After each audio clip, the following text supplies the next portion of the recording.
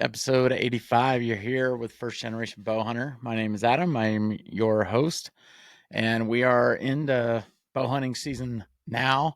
Been out a few times, and so this is kind of the fun part of the show where, giving you live updates from hunts that I'm going on. I'm also, getting stories from people sharing their hunts, and it's just a really kind of fun dynamic time that we can kind of learn from each other, and I can share some things, and I really appreciate the stories that are being shared with me and the questions that are coming through. Did want to share a review that came through on iTunes. It's kind of funny. And before we dive in here, I love seeing the reviews. So if you're seeing some help from the First Generation Bowhunter podcast, please jump on to Apple and write a review. That would be super cool on iTunes. So here it is from Kicking Back. Yes. He says Adam has a great skill for thinking through nuances of hunting and then being able to put them into words. I really appreciate candor and transparency, which is what I'm all about here on First Generation Bowhunter. I'm just kind of like, here it is. This is what it is. I wasn't finding this on the internet, and so that's why I started this. In my opinion, he can even make an experienced hunter think why they do what they do and put logic to what might be habits. Sometimes things that are opinion or hype can get talked about as gospel. Looking at you, scent control, and ozone machine. But if you get information from multiple sources, you should be able to discern the fact from opinions, which is true. I am going to share my opinion, and maybe it does come off as gospel. It's my gospel. You can come pray with me. That's my only critique after going back and listening through the entire backlog. Thanks for listening, by the way. That's super humbling that you'd listen through everything. Otherwise, this is a great podcast that you can help and learn and grow as a hunter. The only other thing is Adam doesn't like root beer floats. Who doesn't like root beer floats? Minor things that can be overlooked in the midst of the other great information. But like, seriously, it's in the top 3 best uses of vanilla ice cream. Debatable. It's not. Nope. Root beer floats are awful. They're terrible. That's my gospel. That's what I believe in. So sorry, kicking back, but thank you for the review. That was super cool and very humbling. So if you've ever got questions, also reach out to me on Instagram, Adam_Buchanan, and LinkedIn is also pretty active for me as well. I get a lot of questions on there, and just want to shout out Brant Howard. He's a good friend of mine. I grew up with. We go back and forth on Instagram quite a bit. He's always giving me updates and sharing some cool video recently. And also Sammy Gonzalez. We were going back and forth a little bit this last week, and sounded like he had some fun experiences on an elk hunt. So in this episode, I wanted to talk about episode 85, recent elk hunt I went on with Jonathan McCormick. He's over at the Redbeard podcast, which make sure to go listen to his stuff and see his latest updates. He did tag out on an awesome bull elk with archery, which is incredibly hard to do, as I found out. So I got to spend a few days with him. And on this episode, I just want to walk through a few learnings, especially with elk hunting. It's humbling. Elk hunting is just, it doesn't even feel like it's in the same category as deer hunting. It's just a whole nother set of rules and a whole nother game board. So I want to give Redbeard a big thank you and just much appreciation to him, because for him to invite me on his hunt, it's always kind of a humbling thing. And so yeah, and if you've listened to a few episodes of First Generation Bowhunter, I talk about hunting alone a lot. So hunting with others is very new for me. And I want to say in this episode, and just kind of kick things off here, is it's very important to hunt with others, because you can learn so much from others so quickly, and it'll help your learning curve even faster than you expected, because there's just these little things that they do that you're like, oh, never seen that before. Never thought about doing that.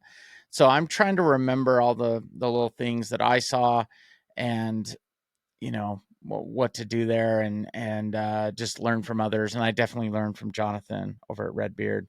And so just wanted to share what it was like. And truthfully, it was probably the most exciting hunt I've ever been on. When you're around elk and you're getting in close, it is just unreal. It's so whew. Yeah, so kind of talk through some of that. But well, let's just let me dive in here, kind of talk through the hunt and what went on. Just want to talk about, to kick things off, the elevation. So elk, they live high, as high as you can go, pretty much, especially like this early. We were in early September, and they're up high, 10,000 feet. That's where they are. So we were about there, and sleeping at that height as well. And after about a day and a half, I started feeling pretty sick. I've gotten altitude sickness quite a bit. I think it's like an issue for me. I think I've had it so many times. The reason when I know I have altitude sickness is when I cannot sleep. The big tail sign for me. I got through the first night, but we weren't as high the first night. It kind of just slept kind of down low in the valley. But yeah, from that, second night till I left, I didn't sleep at all at night. I just kind of laid there staring at the tent ceiling. So I think, after about a day, I was talking to Jonathan. I'm like, man, I'm feeling just out of it. Like everything felt like such a chore. And we weren't, you know, going hardcore crazy. I mean, there was kind of some hard areas to get into and all the deadfall, and you feel like you're doing squats, yeah, every few feet. I was just moving at like a snail's pace, and I was like, man, I feel like I've got cement blocks on my feet. It was good learning for me. One thing I learned about Jonathan is he was so incredibly prepared. I mean, he just had everything for any situation. I really appreciate that about him. He whipped out a first form hydration, like electrolyte drink. And so I started drinking some of those, and that helped quite a bit. Kind of helped me finish the hunt and not completely like totally tank. So that was one thing, when you're getting into elk hunting, is be thinking about the elevation and making sure you're getting high enough. And we were there. I mean, we were in them day after day after day. He had really cool experiences. I mean, he was getting them on camera. He was, just awesome. I mean, make sure to go see his Instagram and kind of look back a little bit. He just had the coolest interactions. I would see like the tips of the antlers, like in this really thick stuff.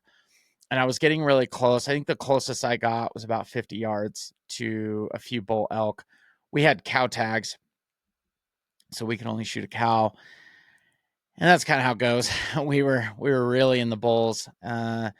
They were bugling like crazy, and so I brought my call, and I was going back and forth with one of the elk, and I was pretty darn close. That was just the most exhilarating experience, and just having that experience is something that I walked away with. Not getting an animal, but getting that experience was super huge and high on my list. So if you get the opportunity to go elk hunting, if you can, like, it's tricky because it's such a finite amount of time, where the elk are super active, and when you can like juggle work and family and all the things. And I was definitely doing that this trip. So I wish I could have stayed out longer, but I was so grateful to just get, get a few days in.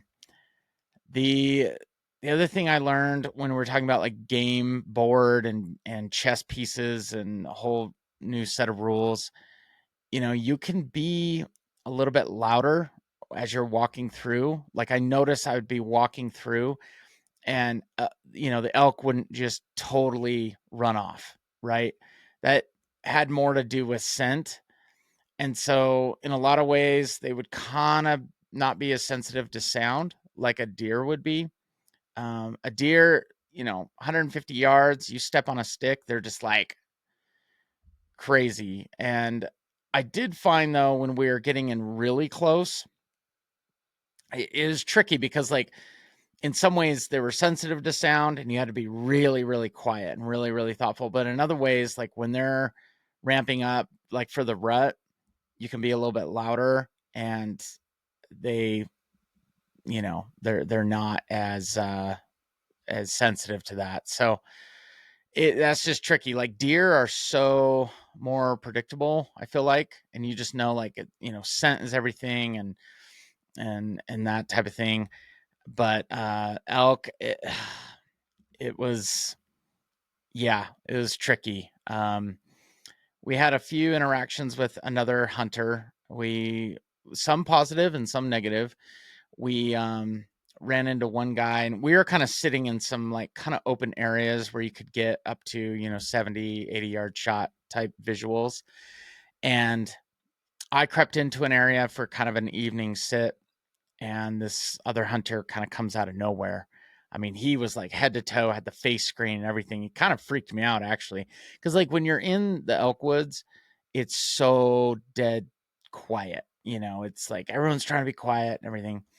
But he comes right up to me and he's just like, "Hey, just want to let you know I'm in a blind over here. I'm kind of in this draw." And he was probably 50, 80 yards from me, which is totally fine. And I could tell he'd been there a few days. He was kind of working his, you know, and we had a great chat. And he was like, "Hey, just so you know, like, you're in the right place. Like, you're going to do really well.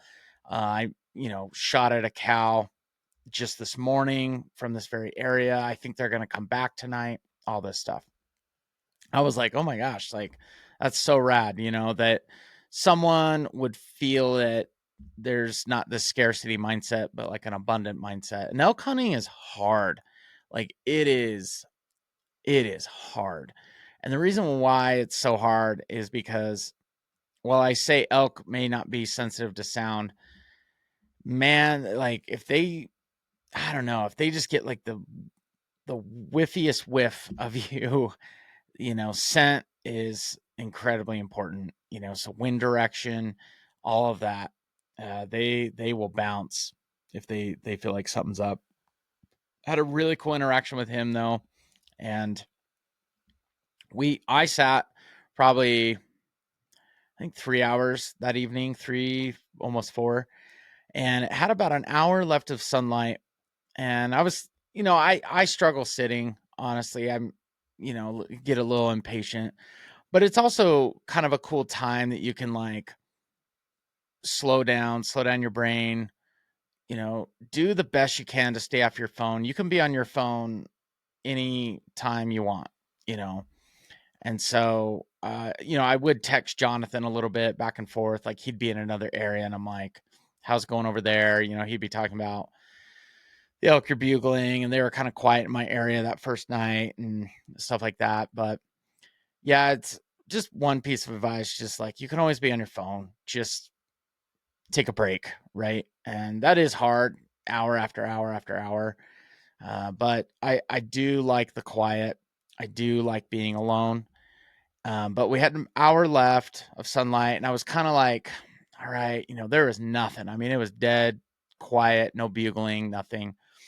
And the guy came back over to me and he's like, "Hey, it's pretty quiet. Like, if something would have happened, it would have happened by now." He's like, "Quite honestly, let's head back, kind of back towards camp.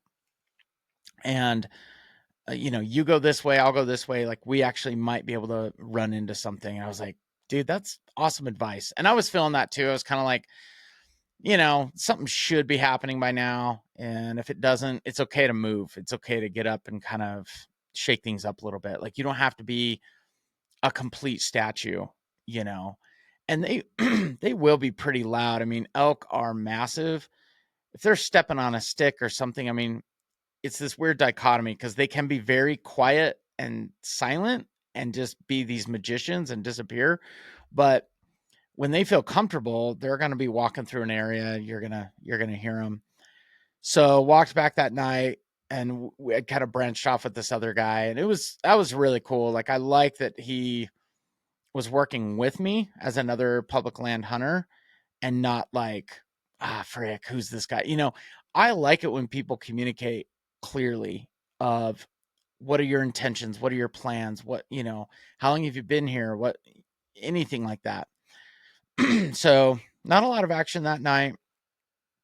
And then that's when the bugling started, was when the sun went down, and it was ripping. I mean, they were going all night, 1 a.m., 2 a.m., 4 a.m. It was just like, I kept waking up, out of my really poor REM cycle. I was in no cycle, but awesome. I mean, when you're surrounded by the bugles, there's just nothing better. You just feel like you're in a whole new experience. And if you've been hunting quite a bit, you've done deer, other big game, there's just nothing better than being around bugling elk. It is unreal. So that was a really cool experience to walk away with.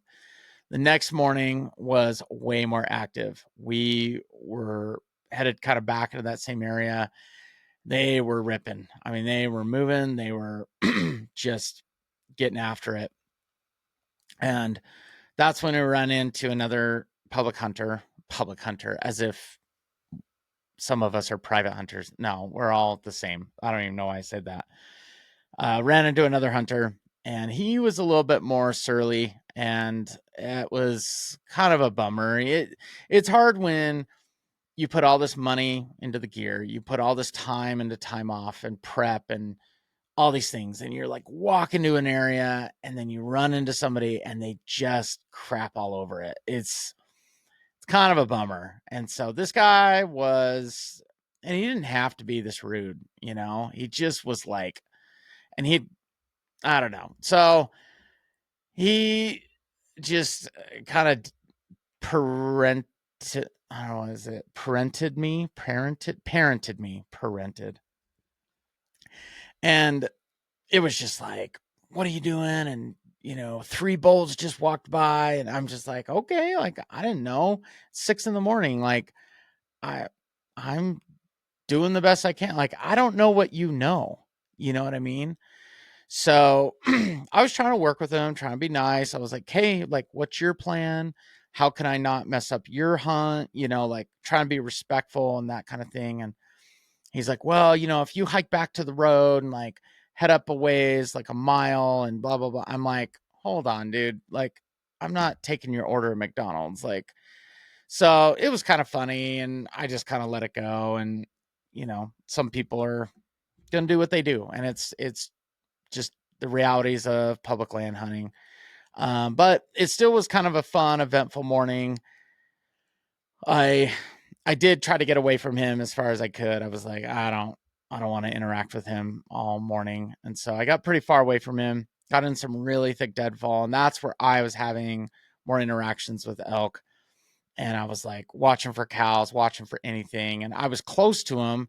And when they're screaming and bugling and they're close, that is a whole nother set of an experience. I mean, it's indescribable when you're in it and close, and you're close. But also tricky because of scent, and like, I think I was in this state of euphoria a little bit where I wasn't paying as close of attention to my scent and the wind. And so I kind of got love drunk off the bugles, and I was just kind of like, oh my gosh, oh, this is so exciting. And I just kind of like turned my brain off a little bit. I think that mixed with the altitude was not going well for me. There was some factors playing against my judgment. And so I started going in deeper, kind of like following the bugles, kind of, seeing if I could get into some cows. And I got into the thickest, nastiest, like deadfall, branches reaching out and just grabbing on it, like just the thickest crowd. I was actually getting kind of claustrophobic. It was a pleasant experience. But I just kept hearing these bugles, and I was like, okay, I just gotta keep pushing through here. And you just kind of like, I kind of turned my brain off, and I looked back at that, and I'm like, dude, what was I doing? Like, what was going on? So I got really close, and that's where I busted one out. And yeah, it was probably 40, 50 yards, and it just crashed like a bull in a china shop. And I could just barely see the tips of the antlers. I didn't even get to see the elk. And then it just vanished. And I was just like, what the heck? Like, how do they do that? It's like Nacho Libre. They just dip into these secret tunnels, man. I don't understand it. So that was, a bit of a bummer. Like my brain, I didn't feel like it was super sharp. And I just kept going deeper, deeper, deeper into this thick, nasty stuff, which elk really like. Apparently, they love that thick, nasty. It's they don't care. I mean, they're just tough freaking animals. And deer definitely do not hang out where these elk were. I just, we were bumping deer left and right, but they were in like the beginner level deadfall. Anyway, I'm getting into this thick stuff. And then that's when I had kind of some back and forth with one of the elk, and I was like cow calling, and it was responding. It was really cool. It was like a phenomenal experience.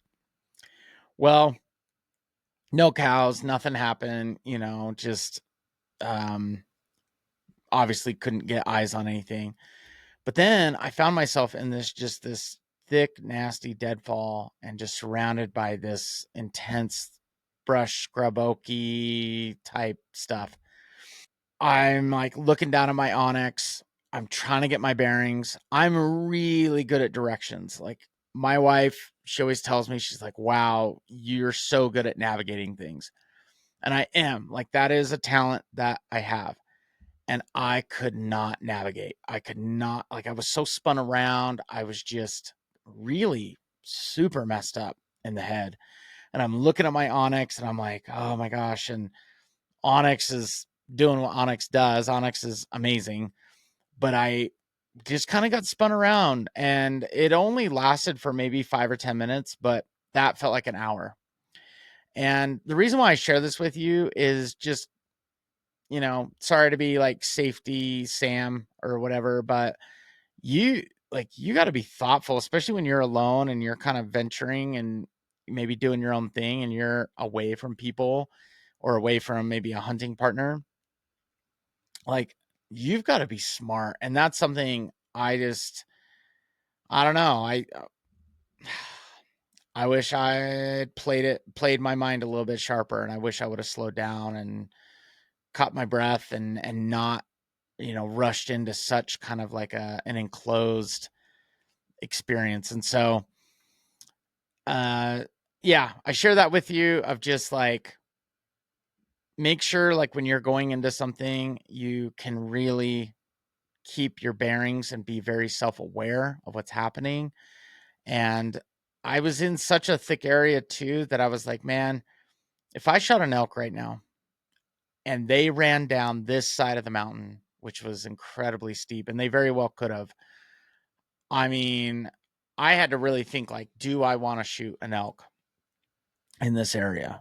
And there's things like that you've got to weigh, because I think I was getting into that yellow red zone of, I probably shouldn't have been even shooting an elk in the area I was in, but maybe it would have been fine.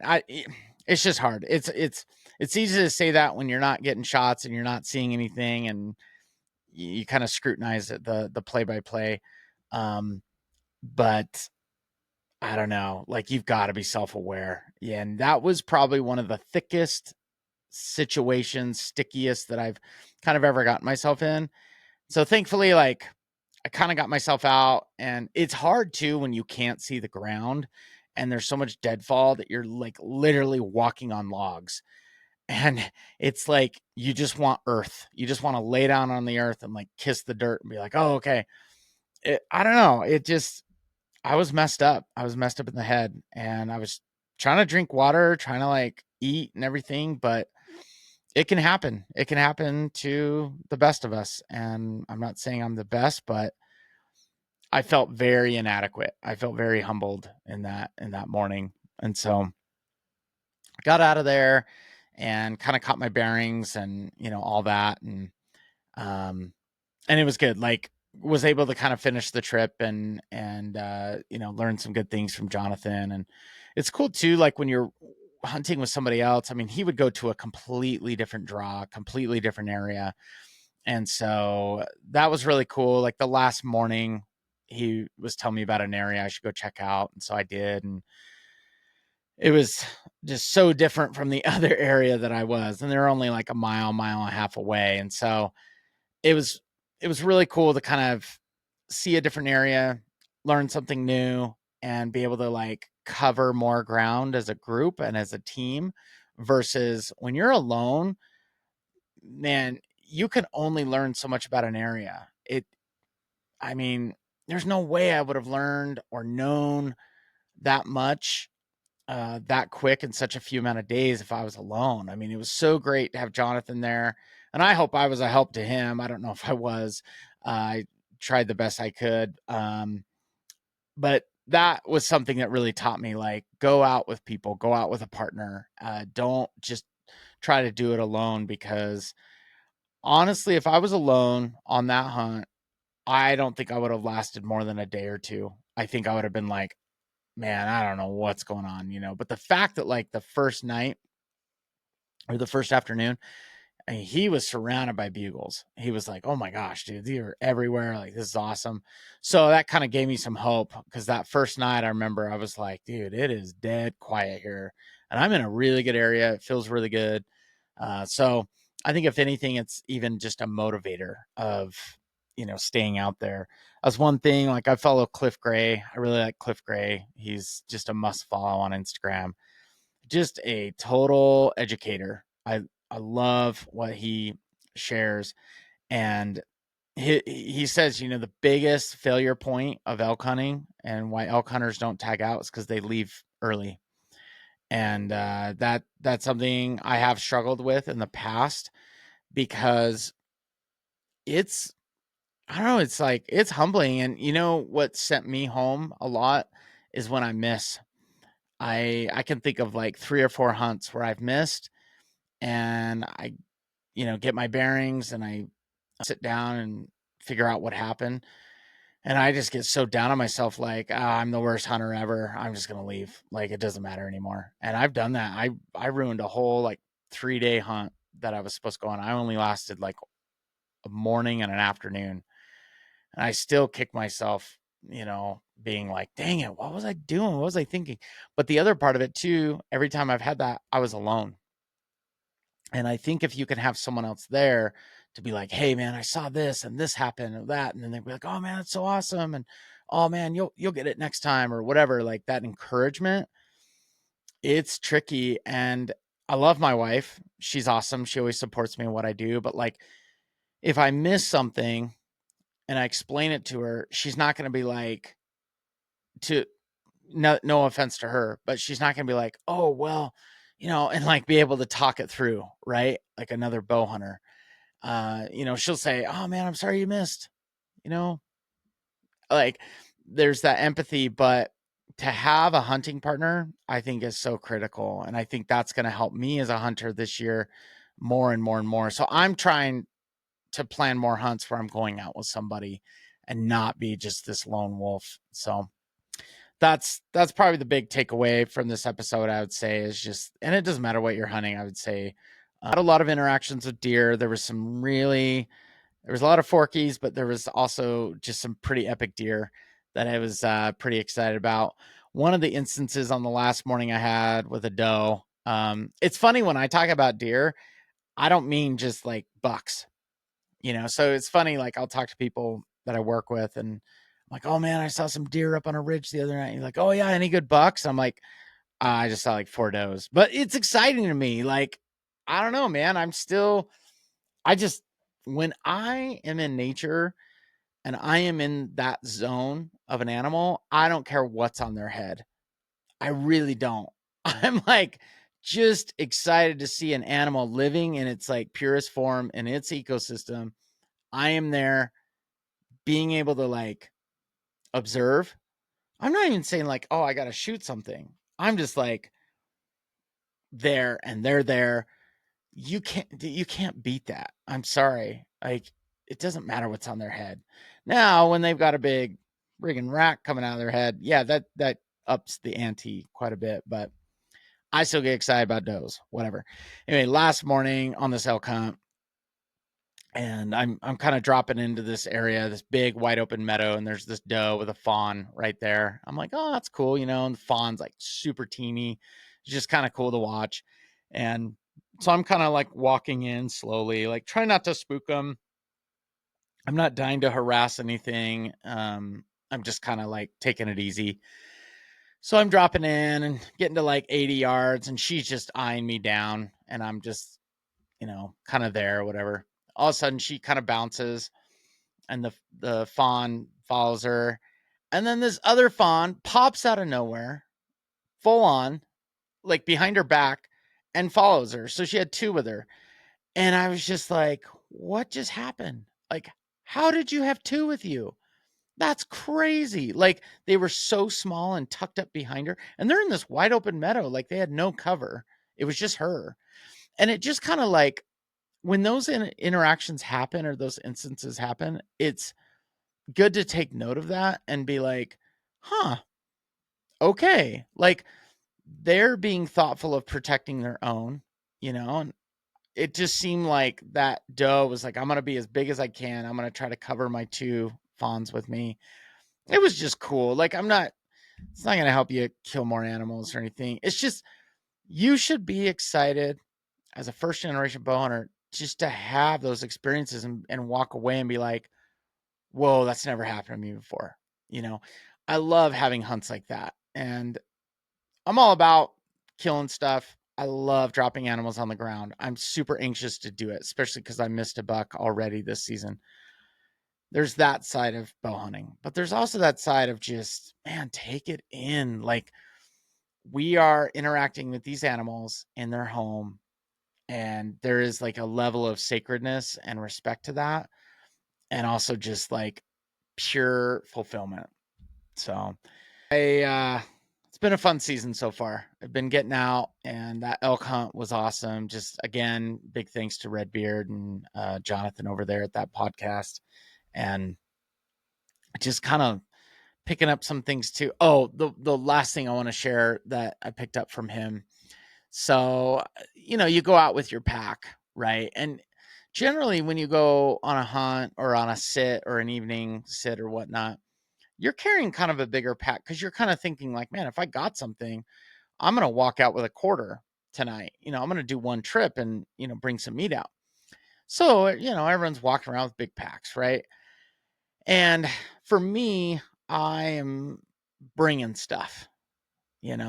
I'm bringing. I got my jet boil, and I got my peak refuel, and I got my freeze dried meal, and so I'm packing that up. And Jonathan was like, "Oh, are you taking your jet boil with you?" Because like, you're only going out for a few hours, right?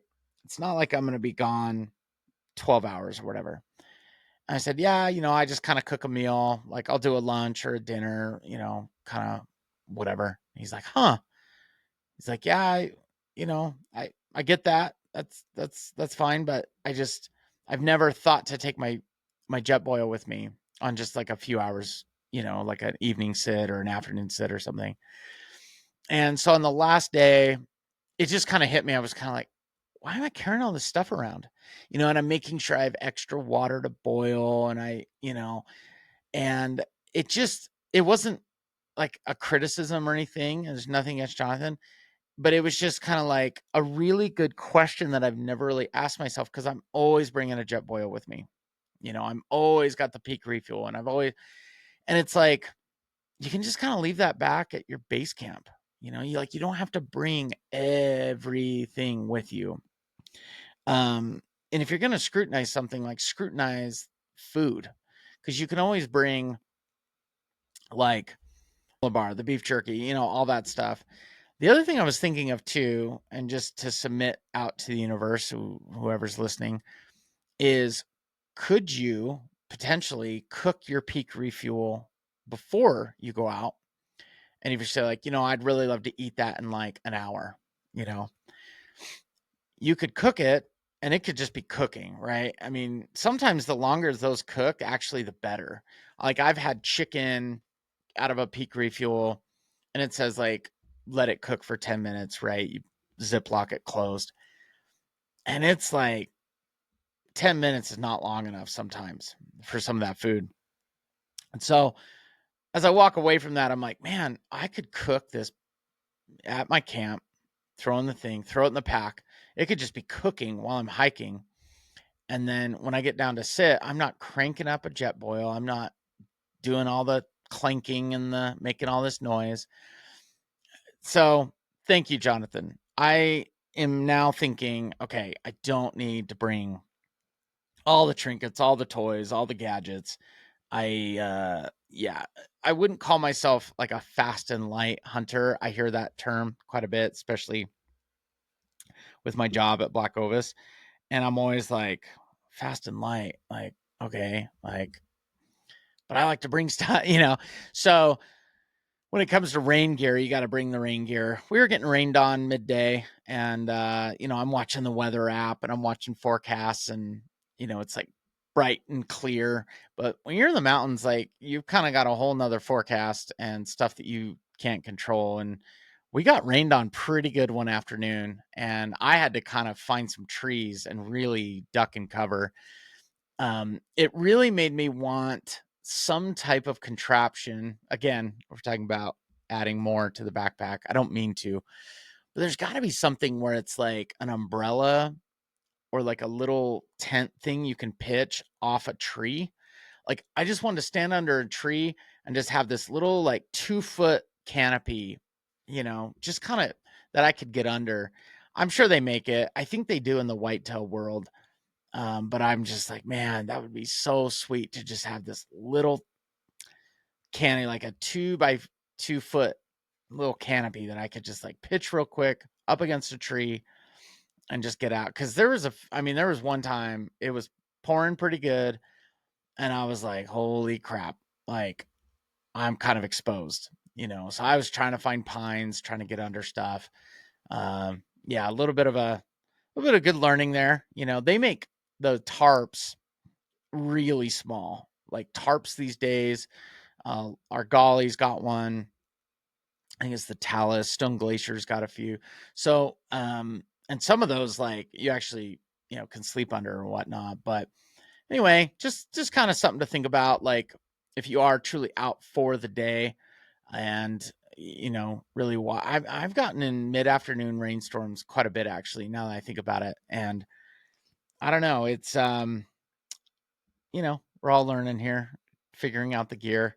So let me know what you're running into this season. And yeah, like the review at the beginning of this episode, some of the stuff I say is gospel. Yeah, so yeah, I'm gonna share my opinion. That's my I mean, that's the opinion I've earned, on the field and these experiences. It is my own. So yeah, I mean, go out, seek information, find different sources. But I do appreciate the review. I thought, yeah, I tend to probably find my little hobbies and beliefs and put that out into the world and do it with what you will, right? Like it's all good. So thanks for listening in to 85. This is episode 85, First Generation Bowhunter. I'm your host, Adam. And yeah, it's good to meet you if you're kind of new to the podcast, and connect with me on all your favorite social medias. Except I'm not on Friendster and I'm not on MySpace anymore. I shut those down. So I know my audience age. I know you're all 35 to 45 and you get that joke. So it's all good. Drop me a line on Instagram. Let me know how the season's going. I'd love to see photos, video, whatever you got. Like share your stories. Super exciting when you have those cool interactions. I had a really good interaction with them. Not an interaction, I'd say. I was pretty far away, but had the coolest view of this big bull moose on a deer hunt about a week ago. And he was with a cow and just the most beastly animal. I mean, the biggest horns ever. So when I talk about like I just excited about get excited about like animals, doesn't matter, female or male. Yeah, when you see a big bull moose and his tines are sticking out pretty far, it's that'll get the adrenaline going. It's pretty exciting. So, well, thanks for listening. Please drop a review if you can. I'd love to hear from you and get some good feedback. So, or bad feedback, whatever, I'll take it. All right. See you on the next episode.